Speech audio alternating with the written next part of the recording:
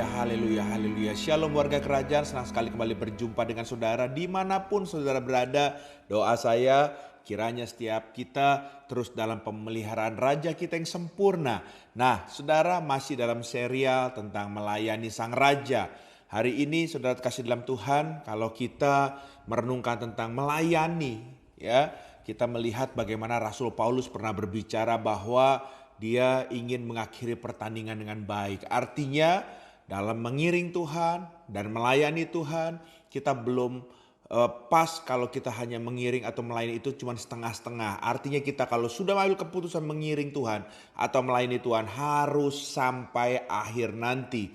Nah, saudara, artinya ini perlu sebuah komitmen, ini perlu sebuah konsistensi dalam melayani Tuhan. Kalau kita melihat bahasa asli dari melayani yaitu diakonoi, ya. Diakonoi itu artinya to be a servant and attendant, ya, atau suatu kegiatan membantu orang lain, bahkan sampai memberikan dirinya untuk menolong orang lain tersebut, ya.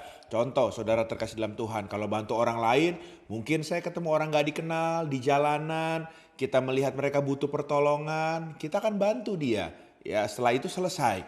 Nah, tidak akan merugikan kita sampai seperti apa. Tapi saudara, arti dari bahasa aslinya itu bukan hanya sekedar seperti itu saudara membantu, tapi bahkan sampai memberikan dirinya, ya, mau berkorban dalam memberikan pertolongan atau memberikan bantuan kepada orang lain. Itulah, ya, yang disebut melayani. Dan kita sudah mengambil contoh bagaimana Kristus sampai memberikan dirinya, memberikan hidupnya untuk melayani saudara dan saya. Nah, oleh sebab itu, saudara terkasih dalam Tuhan, marilah kita sekali kita ambil keputusan kita melayani, biarlah kita memberikan yang terbaik buat Raja kita. Dan tentunya harus sampai akhir nanti. Nah, pertanyaannya, bagaimana mungkin kita bisa melayani sedangkan dalam kehidupan kita kan banyak mengalami hal-hal, ya, dalam perjalanan waktu hidup ini. Nah, oleh sebab itu kita akan belajar. Yang pertama, supaya kita bisa bertahan dalam melayani Sang Raja,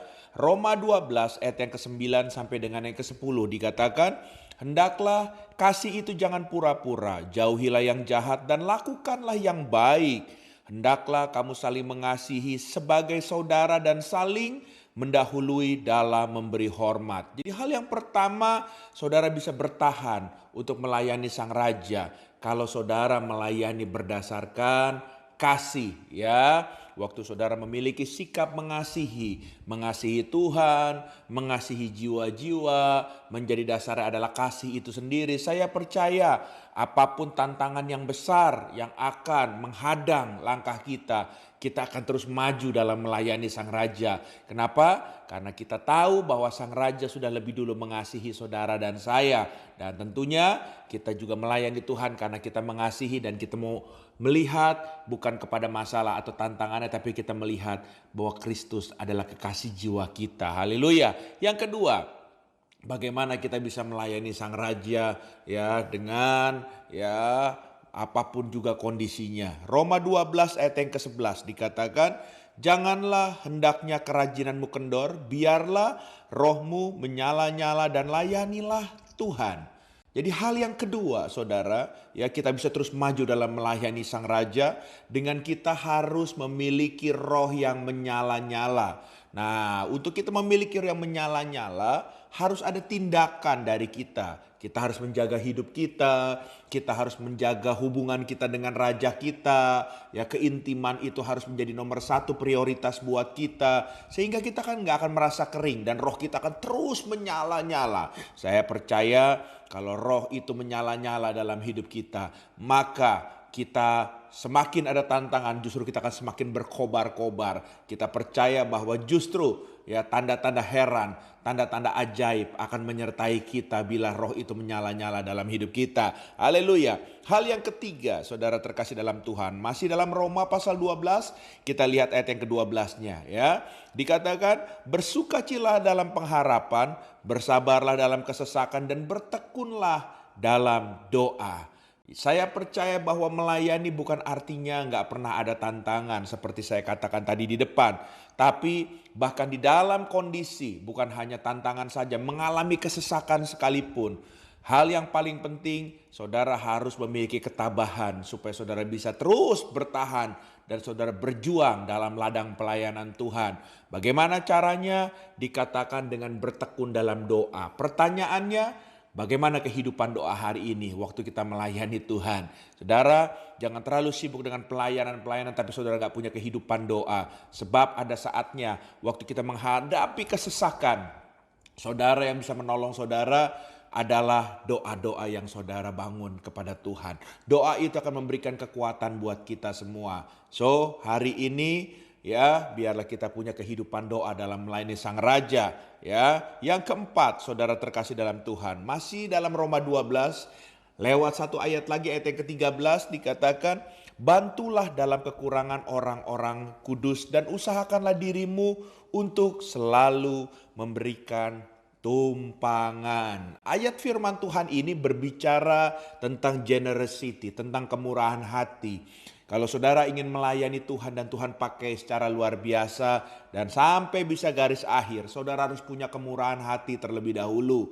Ya, waktu saudara punya kemurahan hati, saya percaya itu adalah dasar saudara bisa melayani jiwa-jiwa yang membutuhkan. Sebab tidak mungkin kita punya empati kalau kita nggak memulai dengan kemurahan hati. Waktu kita punya kemurahan hati, maka kita bisa berempati kepada jiwa-jiwa yang akan kita layani. Sebab kita melihat mereka seperti Kristus memandang mereka. Karena Kristus mengasihi mereka, demikianlah mata kita juga ada mata kasih Tuhan yang akan kita punya kemurahan hati untuk menolong mereka. Haleluya. Yang terakhir, saudara terkasih dalam Tuhan, Roma 12 ayat yang ke-14 dikatakan, ya, berkatilah siapa yang menganiaya kamu dan berkatilah dan jangan mengutuk. Ya, hal yang kelima, saudara, untuk kita bisa bertahan melayani Tuhan Raja kita, kita harus berani memberkati bahkan di saat kita dilukai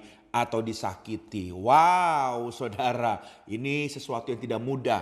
Saya pernah mengalami ujian ini dan ini tidak mudah. Tapi dari kesaksian hidup kita ini siapa di hadapan Tuhan? Kalau saudara tahu saudara melayani saudara adalah hamba yang sudah tidak punya hak apapun di hadapan Tuhan.